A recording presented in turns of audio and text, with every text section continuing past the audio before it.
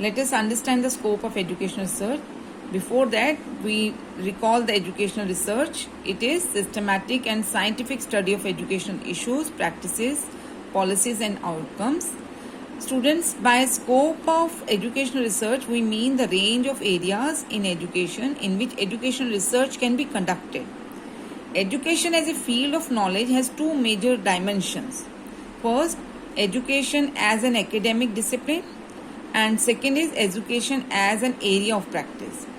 As a discipline, it has its own concepts, but these concepts can be understood and explained with the help of the knowledge drawn from the disciplines like psychology, sociology, philosophy, economics. Hence, one can find the content areas in education such as psychology of education, sociology of education, philosophy of education, economics of education, educational technology.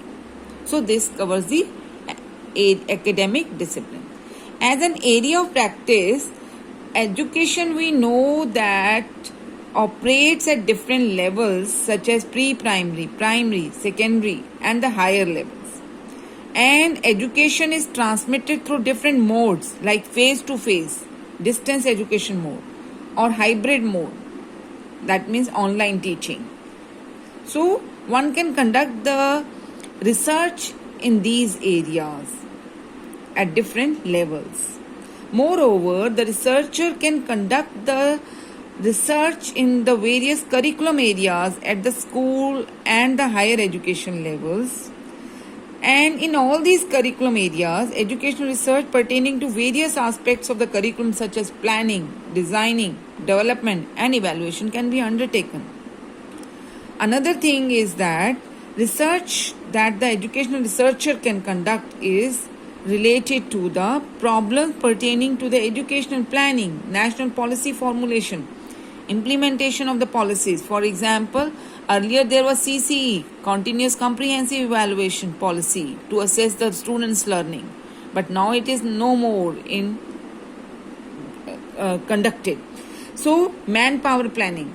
Then various processes involved in the functioning of educational institutions, the classroom operations can be studied. For example, the researcher can conduct the study related to the teaching learning process, students' assessment, examination, then school budget, school processes. And these researches can be conducted using different methodology of researches. So, as an area of practice, you have different areas where you can conduct the research. And let us have a look at these areas. Educational research can be conducted in the area related to curriculum development and education. Then this area focuses on the programs, different curriculum programs and their development, their evaluation. Then teacher education and professional development. The researcher can examine the training programs, the faculty development programs and their effectiveness. Then student learning and achievement. The researcher can study how the students learn. What are the different factors that contribute to their academic success? The researcher may conduct the research related to their learning styles, motivation, classroom environment, instruction strategies followed by the teachers at different levels. Then educational technology, educational policies and governance means here we can conduct the different policies and how the different policies are implemented, their success, their failure and so on.